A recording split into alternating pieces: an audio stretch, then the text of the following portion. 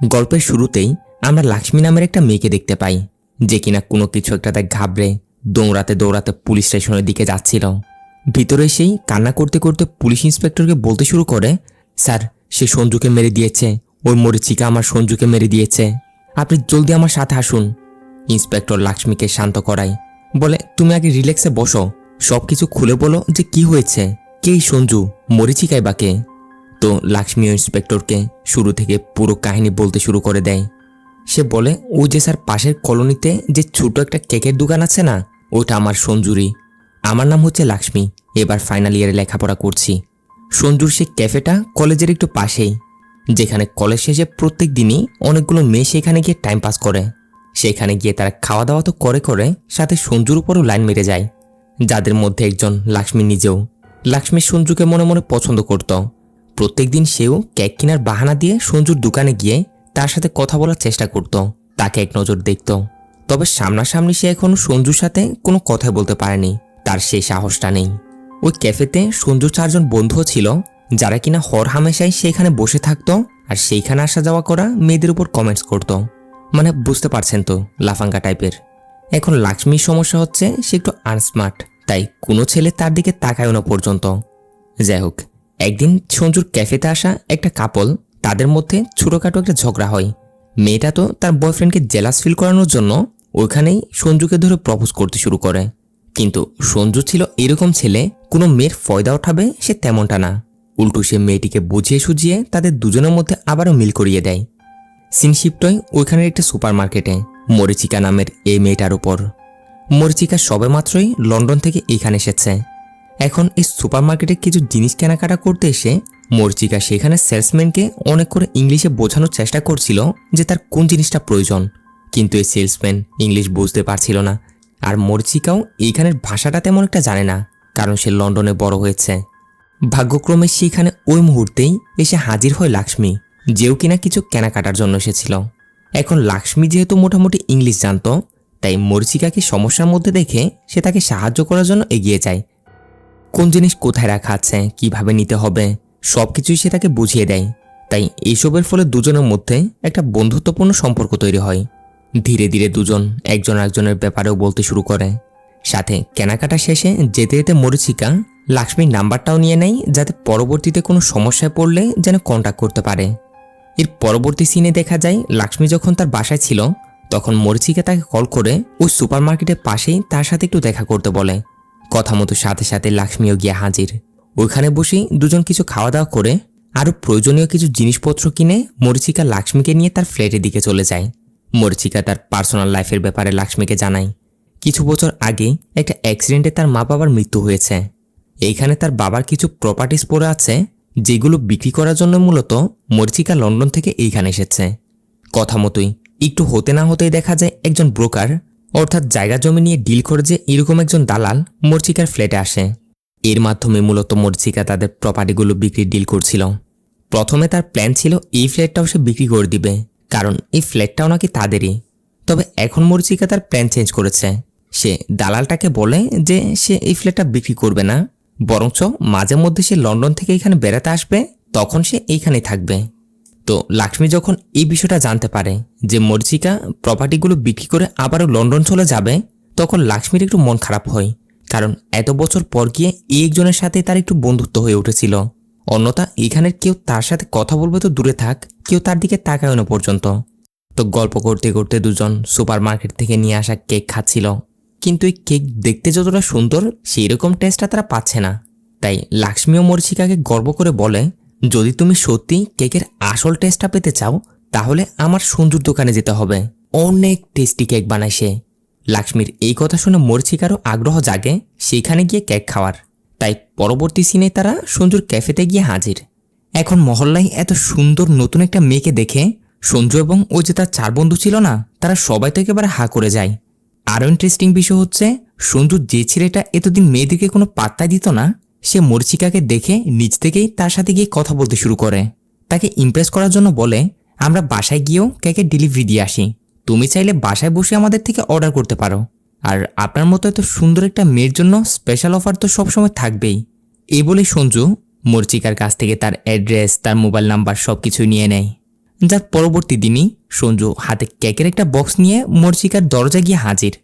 মরিচিকা একটু আশ্চর্য হয়ে জিজ্ঞেস করে, এ কি, আমি তো কিছু অর্ডারই করিনি। সঞ্জু বলে, আমি কালকে বলছিলাম না আপনাকে, এটা আপনার জন্য স্পেশাল, স্পেশাল মানুষের জন্য স্পেশাল কেক। নিন নিন, একবার ট্রাই করে দেখুন।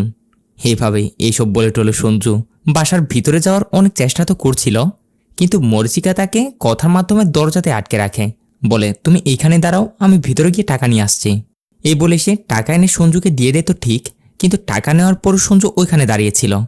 মরিচিকার সাথে কথা বলে তার ছোটখাটো বিষয় জানার চেষ্টা করছিল, কিন্তু মরিচিকাও আর না পেরে তাকে ধন্যবাদ জানিয়ে দরজাটা অফ করে দিয়ে ভিতরে চলে আসে।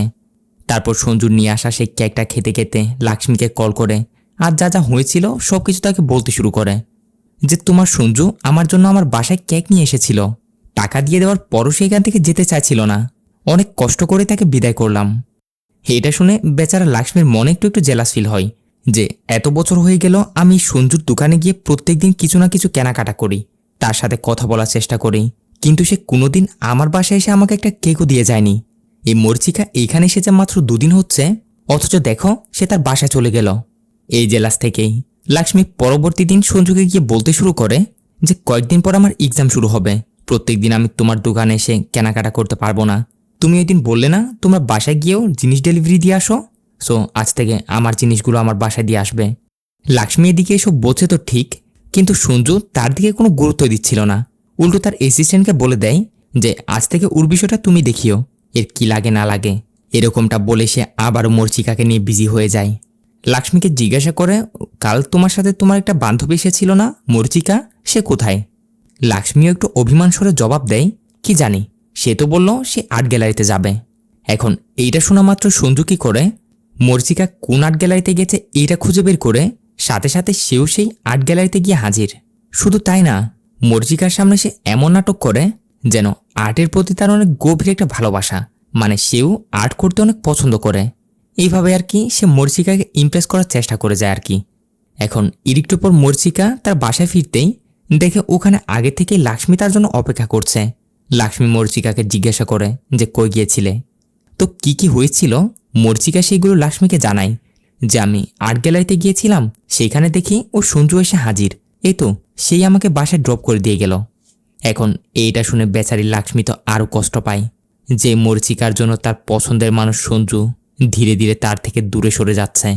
যাই হোক, সিন শিফট পরবর্তী দিন জায়গা জমি বিক্রি করার সেই দালালটা এবং মরিচিকা একটা রেজিস্টার অফিসে এসেছিল, অর্থাৎ মরিচিকার প্রপার্টিগুলো বিক্রির বিষয়টা নিয়ে আর কি।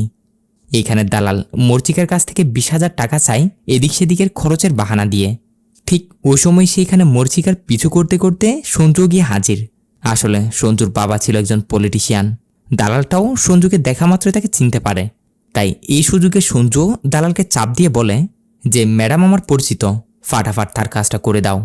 এসব বলে টলে সঞ্জু মরিচিকার 20,000 টাকা বাঁচিয়ে দেয়, যা থেকে অবশ্য মরিচিকাও সঞ্জুর উপর একটু একটু ইমপ্রেস হচ্ছিল। শুধু তাই না, সঞ্জু সব জায়গাতেই মরিচিকাকে ফলো করে যায়, আর তাদের মধ্যে একদম যা যা কিছু হতো সেগুলো সে আবার মরিচিকা শেয়ার করত লাক্ষ্মীর সাথে।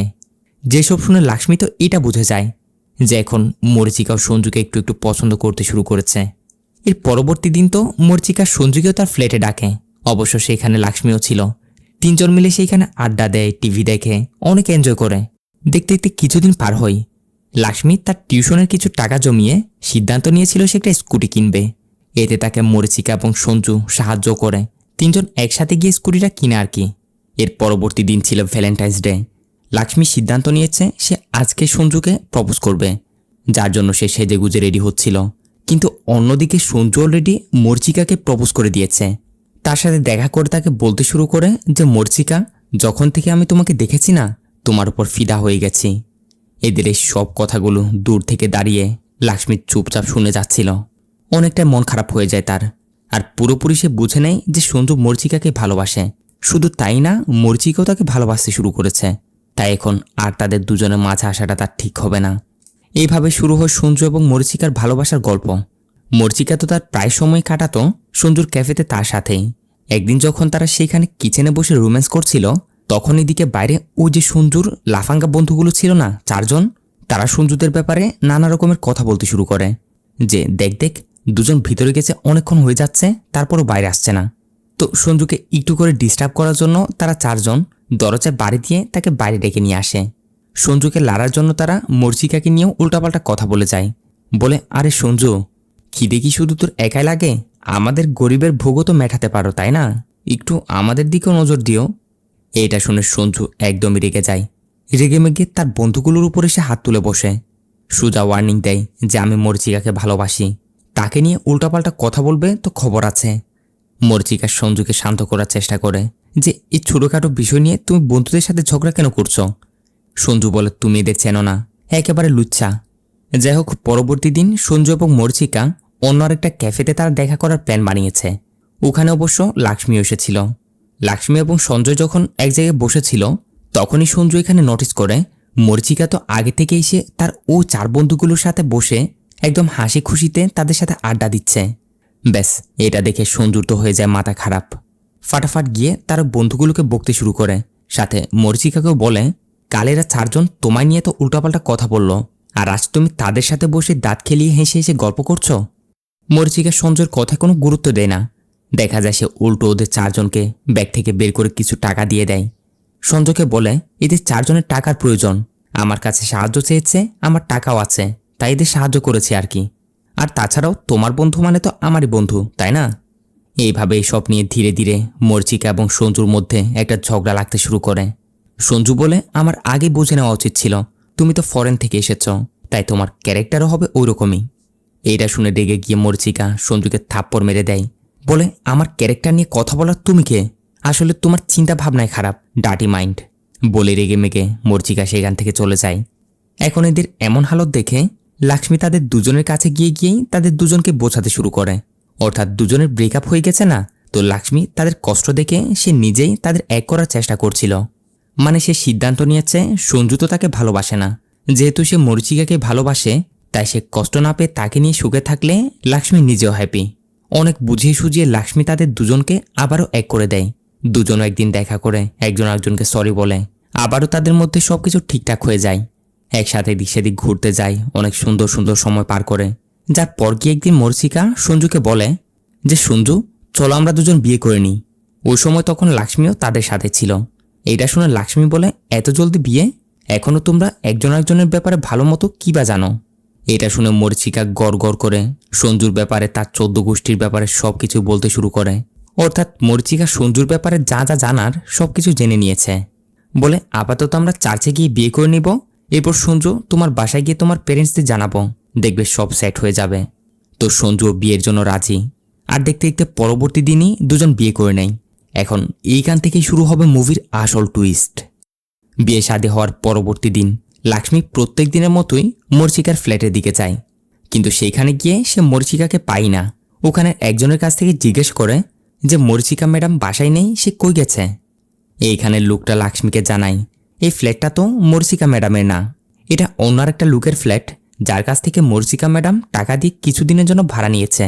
এটা শুনে লাক্ষ্মীর তো হুঁশি উড়ে যায়, কারণ মর্জিকা তাকে এবং সবাইকে বলেছিল এই ফ্ল্যাটও তার বাবারই কেনা, অর্থাৎ তারই। ওইখানে সে বাসাটার ভিতরে লাক্ষ্মী ওই দালালটার একটা নাম্বার খুঁজে পায়। সেখানে ল্যান্ডলাইন থেকেই লাক্ষ্মী সেই দালালটার কাছে কল করলে এদিকে দালালটা তখন অনেক নেশার মধ্যে ছিল। নেশায় সে লাক্ষ্মীকে মর্জিকা মনে করে বলতে শুরু করে যে, বলুন ম্যাডাম, এখন আমার আবার কি কাজ করতে হবে, আবার কোন ছাগলকে ধরেছেন হালাল করার জন্য।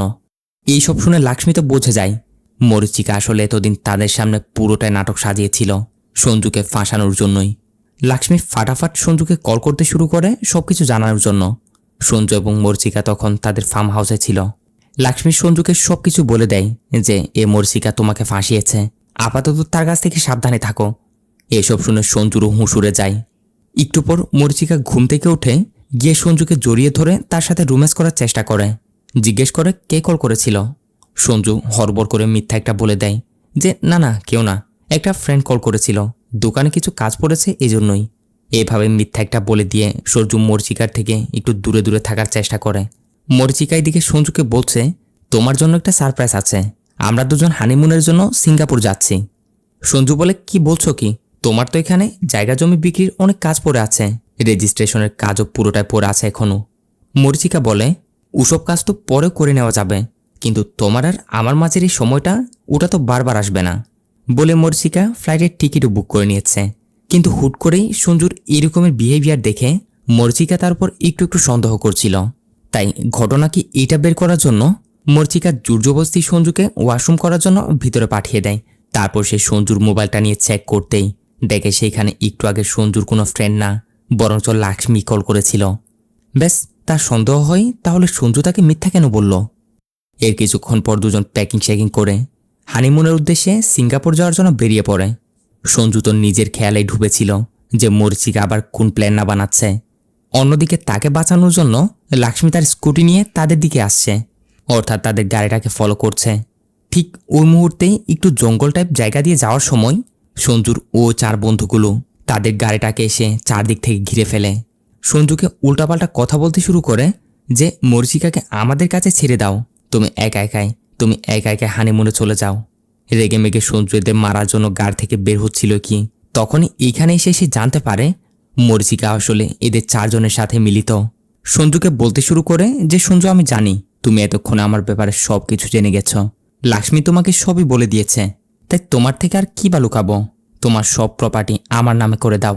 আমি এদের 4 জনকেও টাকা দিয়ে আমার পক্ষে করে নিয়েছি, তাই এখন এরা আমার হয়ে কাজ করছে বলে মরিচিকা প্রপার্টি কিছু কাগজ বের করে সেগুলোতে সাইন করার জন্য সঞ্জুকে জোরাজোরি করতে শুরু করে।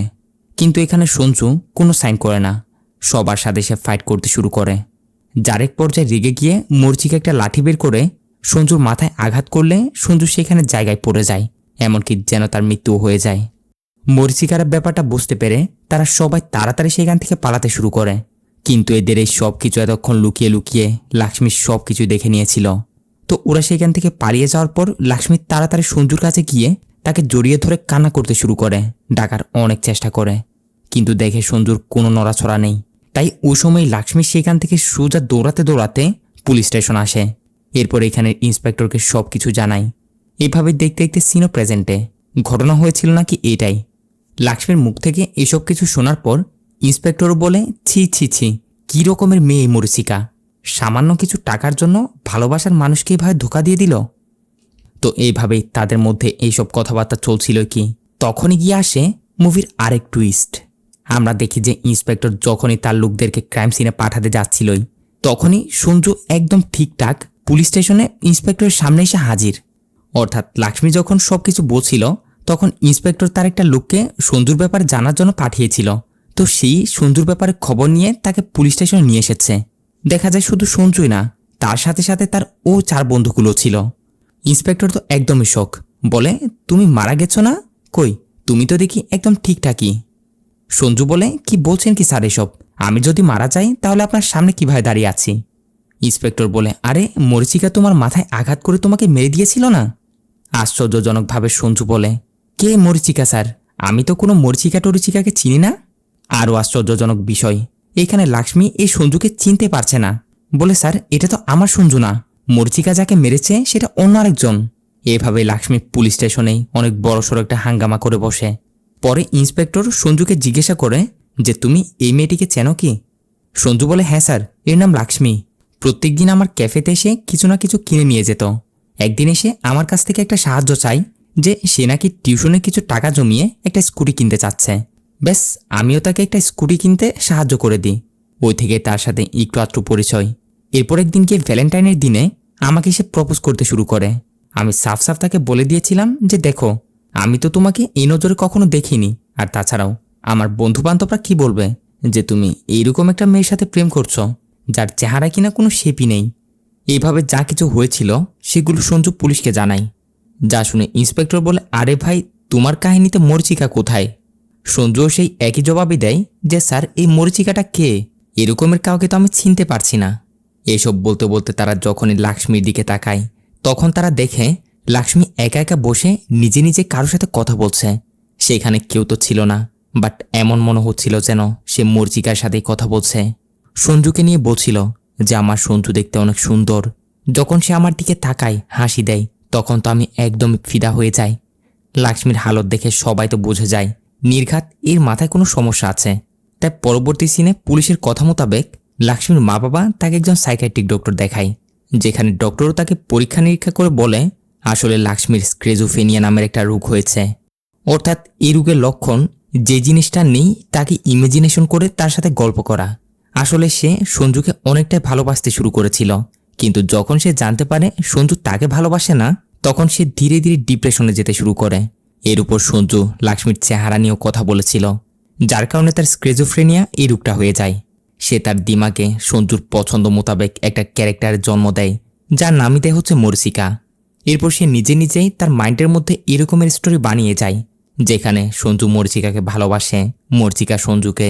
সত্যিকারে তার হালত দেখে যা বোঝা যাচ্ছে, মরিচিকা নামের কোনো ক্যারেক্টার রিয়েল লাইফে ছিলই না, সবকিছুই তার কল্পনা।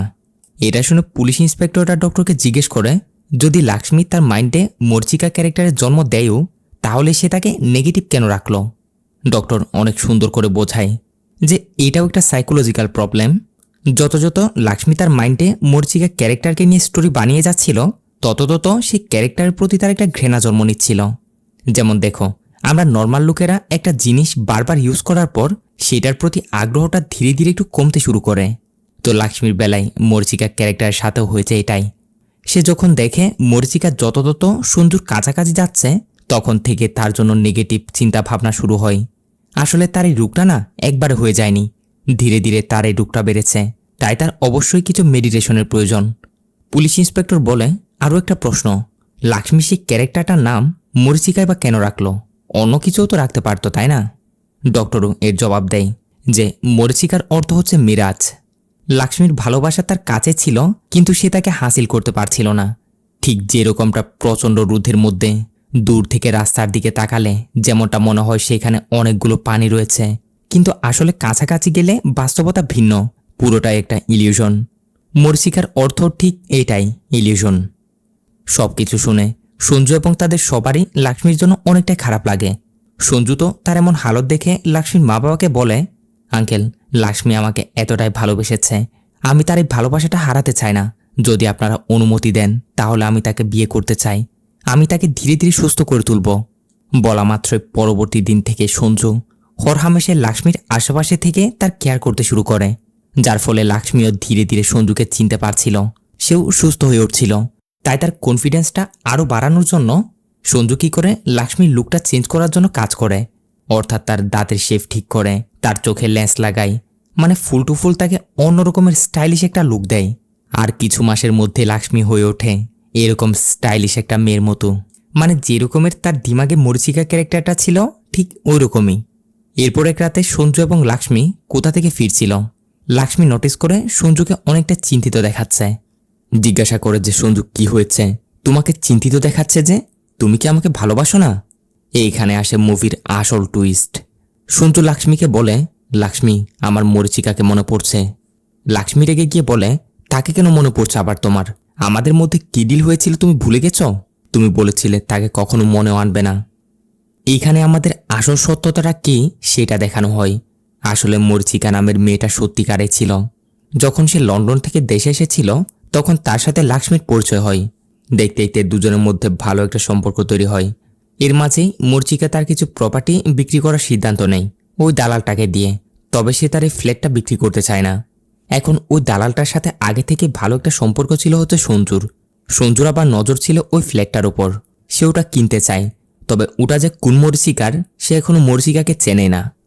দালালটা সঞ্জুকে বলে যে সে এনারা একটা মেয়ে, বাপদাদার কিছু প্রপার্টিজ বিক্রি করার জন্য এইখানে এসেছে, তবে সে তার ফ্ল্যাটটা বিক্রি করবে না। তো এর মাঝে একদিন লাক্ষ্মী মরিচিকাকে নিয়ে সঞ্জুর ক্যাফেতে গেলে তখনই গিয়ে সঞ্জু জানতে পারে যে এইটাই মরিচিকা আর এরকম ব্যাপার। দেখতে শুনতে মরিচিকা বেশ ভালো ছিল, তাই তখনই সঞ্জুর মনে একটা লোভ আসে। এই মরিচিকাকে সে তার প্রেমের জালে ফাঁসাবে, এরপর তার সব সম্পত্তি লুটে নিবে। প্ল্যান মোতাবেক সে ধীরে ধীরে এগিয়ে যায়, মরিচিকার সাথে বন্ধুত্ব করে। এখানে আরও একটা বিষয়, লাক্ষ্মী যে স্কুটিটা কিনেছিল না, যেটা সে বলেছিল সে তার টিউশনের টাকা জমিয়ে কিনেছে, ওটা আসলে সম্পূর্ণ মরিচিকার টাকা দিয়েই মরিচিকা নিজে তাকে কিনে দিয়েছিল। এরপর ভ্যালেন্টাইনের দিনে যখন লাক্ষ্মী গিয়ে সঞ্জুকে প্রপোজ করে, তখন সে লাক্ষ্মীকে সোজা না করে দেয় যে সে মরিচিকাকে ভালোবাসে, আর মরিচিকাও এতক্ষণে তাকে ভালোবাসতে শুরু করেছে। এরপর আসলে সঞ্জু এবং তার ওই 4 বন্ধুর মধ্যে ক্যাফেতে যে ঘটনাটা হয়েছিল ওটা ছিল আসলে পুরোপুরি উল্টো। যেরকমটা লাক্ষ্মী বলেছিল সেই রকমটা না। আসলে ওই দিন সঞ্জু 4 বন্ধুগুলো মরিচিকাকে নিয়ে উল্টাপাল্টা কথা বলায় সঞ্জু তার প্রতিবাদ করেনি, বরঞ্চ মরিচিকায় তার প্রতিবাদ করেছিল। সে তো মরিচিকাকে কোনোরকম বুঝিয়ে সুঝিয়ে বিষয়টা সেখানে সামাল দেয়। তারপর গিয়ে তাকে বলে যে চলো আমরা দুজন বিয়ে করে নিই। এইভাবে দেখতে দেখতে দুজনের বিয়ে হয়ে যায়।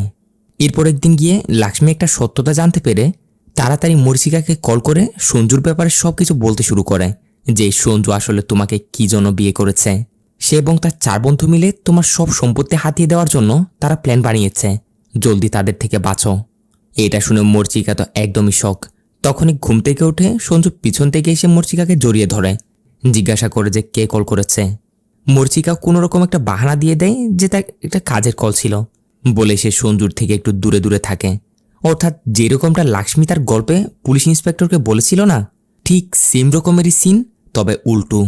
মানে সঞ্জুর জায়গায় ঘটনাগুলো হয়েছিল মরিচিকার সাথেই। তারপর মরিচিকা কোনোরকম সঞ্জুকে এখান থেকে নিয়ে যেতে চায়, যাতে করে সে তার কোনো ক্ষতি করতে না পারে। হানিমুনের বাহানায় টিকিট বুক করে এয়ারপোর্টের জন্য বের হলে সঞ্জু এবং তার 4 বন্ধু মিলে মরিচিকাকে শুনশান একটা জায়গায় নিয়ে যায়। তাকে জোরাজোরি করতে শুরু করে যে ওই ফ্ল্যাটটা তুমি আমার নামে করে দাও। কিন্তু মরিচিকা কিছুতে এর জন্য রাজি না। সঞ্জু যে তাকে এত বড় একটা ধোকা দিল, এর জন্য সে তাকে অনেক বকাঝকা করছিল। জোরাজোরির এক পর্যায়ে মরিচিকার নিচে পড়ে একটা পাথরের সাথে তার মাথায় অনেক গুরুতর আঘাত লাগে। এরপর তার আর কোনো নড়াচড়া নেই। ওই সময় সেখানে লাক্ষ্মীও এসে হাজির। সঞ্জুর 4 বন্ধুগুলো তো ততক্ষণে ভয়ে সেখান থেকে পালিয়ে গিয়েছিল, তবে সঞ্জু পালায়নি। লাক্ষ্মী সঞ্জুর উপরে দোষ দিচ্ছে যে এটা কি করলে, তুমি তাকে মেরে দিলে, এখন তো তোমার উপর মার্ডার কেস লাগবে, সামান্য কিছু টাকার জন্য একটা মেয়ের মার্ডার করে দিলে। সঞ্জু লাক্ষ্মীকে রিকোয়েস্ট করতে করতে বলে যে সে এটা জেনে বুঝে করেনি, সে মরিচিকাকে মারতে চায়নি, বরং সেটা দুর্ঘটনাবশত হয়ে গেছে। এইখানে এসে লাক্ষ্মী সঞ্জুর সাথে একটা ডিল করে যে আমি তোমাকে এই কেস থেকে বাঁচাতে পারবো, যদি তুমি আমার কথায় রাজি হও। আমাকে বিয়ে করতে হবে তোমার। সঞ্জুর কাছেও আর কোনো উপায় নেই, মরিচিকার শর্ত অনুযায়ী তাকে রাজি হতেই হয়। তারপর তারা দুজন মিলে মরিচিকার লাশটাকে সেখান থেকে নিয়ে গিয়ে সঞ্জুর যে ফার্ম হাউস ছিল তার পিছনের দিকে জঙ্গলে নিয়ে গিয়ে ফেলে দেয়। তারপর গিয়ে প্ল্যান মোতাবেক লাক্ষ্মী পুলিশ স্টেশন ছুটে গিয়ে পুরো গল্প উল্টে দিয়ে মিথ্যা একটা নাটক করতে শুরু করে। মানে সবকিছু যে সঞ্জুর উপর হয়েছে এরকম করে পুলিশদের বোঝায়। এমনকি সে পাগলের অ্যাক্টিংও করে, যাতে করে সবাই এইটাই বিশ্বাস করে যে মরিচিকা শুধুমাত্র তার কল্পনায় ছিল। বাহ, কি দারুণ একটা প্ল্যান। এইভাবে সিন প্রেজেন্টে আসে। লাক্ষ্মী সঞ্জুকে বলছিল যে তাদের মধ্যে কি ডিল হয়েছিল, সে যে কখনো মরিচিকাকে মনেও আনতে পারবে না, বলে এখনও কিন্তু সময় আছে। যদি আমি এখনও পুলিশকে গিয়ে সব সত্যতা জানিয়ে দিই তাহলে বুঝতে পারছো তো। সঞ্জু ও লাক্ষ্মীকে সরি বলে যে সে এরপর আর কখনো তাকে মনে করবে না। এইসব বলে টলে যখন সে গিয়ে গাড়িতে বসে, তখনই এখানে সে গাড়ির পিছনের সিটে মরিচিকাকে দেখতে পায়। হুট করে এরকমের একটা দৃশ্য দেখে সে তো পুরো ভয় পেয়ে যায়। তাড়াতাড়ি গাড়ি থেকে বেরিয়ে দৌড়ে লাক্ষ্মীকে গিয়ে বলতে শুরু করে যে মরিচিকার ভূত এসেছে, পালাও। কিন্তু এরপর লাক্ষ্মী চেক করতে গিয়ে দেখে যে সেখানে তো কেউই নেই। এরপর তারা সেখান থেকে সোজা যে যার বাসায় চলে আসে। বাসায় এসেই লাক্ষ্মী সঞ্জুকে কল করে এটা মনে করিয়ে দেয় যে মনে আছে তো, কাল রেজিস্ট্রার অফিসে গিয়ে তাদের বিয়ের সবকিছু ঠিকঠাক করতে হবে। সঞ্জু বলে হ্যাঁ আমার মনে আছে। সিন শিফটের পরবর্তী দিন সঞ্জু তার গাড়ি নিয়ে রেজিস্ট্রার অফিসের দিকে যাচ্ছিল। কি তখনই মাঝ রাস্তায় আসতেই সে তার গাড়ির সামনে এক ঝলকের জন্য মরিচিকাকে দেখতে পায়। ভয়ে সে গাড়ির জোরে অন্যদিকে ঘুরিয়ে দিতেই এখানে তার একটা অ্যাক্সিডেন্ট হয়ে যায়। ফ্লাইওভারের উপর থেকে গাড়ি সোজা গিয়ে পড়ে হচ্ছে ট্রেনের রাস্তায়। যারপর ট্রেন এসে তার গাড়ি সহ তাকে 2 ভাগ করে ফেলে। আর উপর থেকে মরিচিকার ভূত দাঁড়িয়ে দাঁড়িয়ে বলছে বাই বাই মেরি জান। কিন্তু পরে গিয়ে জানা যায় এটা সঞ্জুর একটা দুঃস্বপ্ন ছিল। ঘাবড়ে গিয়ে রুম থেকে বেরিয়ে বারান্দায় যায় একটু পানি খাওয়ার জন্য। কিন্তু এইখানে পানি খেতে এসেই সে দেখতে পায় সোফায় মরিচিকা বসে আছে পুরোপুরি অন্যরকম রূপে। তাকে বলছে মেরি জান আমাকে একটু পানি দাও। সঞ্জু তো ভয়ে একদমই শেষ। ভূত ভূত করে চিল্লাতে চিল্লাতে একেবারে বাসা থেকে পালিয়ে যায়। পরবর্তী দিন লাক্ষ্মীর সাথে দেখা করে যা কিছু হচ্ছিল সবই তাকে বলতে শুরু করে। কিন্তু লাক্ষ্মী এখানে তার কথায় কোনো বিশ্বাসই করছে না, উল্টো বলতে শুরু করে যে পাগল হওয়ার রুলটা তো তারই, কিন্তু সঞ্জু কেন এমনটা করছে। দেখো সঞ্জু, মরিচিকা মরে গেছিল, আমরা নিজের হাতে তার লাশ গুম করেছি। এতক্ষণে তো জঙ্গলি জানোয়াররা তাকে ছিঁড়ে ছিঁড়ে খেয়ে ফেলেছে। তুমি যা কিছু দেখছো এবং যা কিছু ভাবছো না, সেই সবগুলো ভয় থেকে হওয়া তোমার ইমাজিনেশন। যদি চাও তাহলে কোনো সাইকিয়াট্রিক ডক্টরের সাথে গিয়ে দেখা করতে পারো। এইসব বলে টলে লাক্ষ্মী যখনই সেখান থেকে চলে যায় তখন সঞ্জুর মাথায় এত পরিমাণে এসব ঢুকে যায় না, প্রত্যেকটা মেয়ের মধ্যে সে মর্জিকাকে দেখতে পাচ্ছিল। এসব কিছু দেখে সে ভয়ে সেখান থেকে দৌড়ে সোজা লাক্ষ্মীর কলেজে চলে যায়। লাক্ষ্মী তো সঞ্জুর এমন হালত দেখে তার উপরে সন্দেহ করতে শুরু করেছে, বলে আমার সামনে নাটক করা বন্ধ করো। তুমি আমাকে ওয়াদা করেছ যে তুমি আমার বিয়ে করবে, এখন এইসব নাটক সাজিয়ে আমাকে বিয়ে করা থেকে বেঁচে যেতে চাও? সঞ্জু অনেক করে বোঝানোর চেষ্টা করে যে সত্যি মর্জিকা আমার সামনাসামনি ঘোরাঘুরি করছে, আমি তাকে দেখতে পাচ্ছি। কিন্তু প্রত্যেকবারের মতো এবারও লাক্ষ্মী তার কথায় কোনো বিশ্বাসই করে না। এর পরবর্তী সিনে দেখা যায় লাক্ষ্মী যখন সুপার মার্কেটে গিয়ে কিছু কেনাকাটা করছিল তখনই এখানে তার সামনে দিয়েও তার দিকে তাকিয়ে মর্জিকা হেঁটে চলে যায়। এটা দেখে লাক্ষ্মীও একদমই শক। তারপর সে পুরো সুপার মার্কেটে এদিক সেদিক সব জায়গাতে খুঁজে ফেলে, কিন্তু সে আর দ্বিতীয়বার তাকে দেখতে পায় না। লাক্ষ্মী কল করে বিষয়টা সঞ্জুকে জানালে সঞ্জুর ভয়টা তো আরও বেড়ে যায়, যে বলেছিলাম না আমি তোমায়, দেখো এখন আমার কথা সত্যি হলো তো। দুজন দেখা করে একজন আরেকজনকে এটাই বলতে শুরু করে যে মরিচিকা ভূত হয়ে তাদের থেকে বদলা নেওয়ার জন্য ফিরে এসেছে, তাদেরকে সে ছাড়বে না, চলো এখান থেকে দূরে কোথাও চলে যায়। বলে দুজন গাডাকা দেওয়ার জন্য সোজা চলে যায় সঞ্জু সে ফার্ম হাউসে।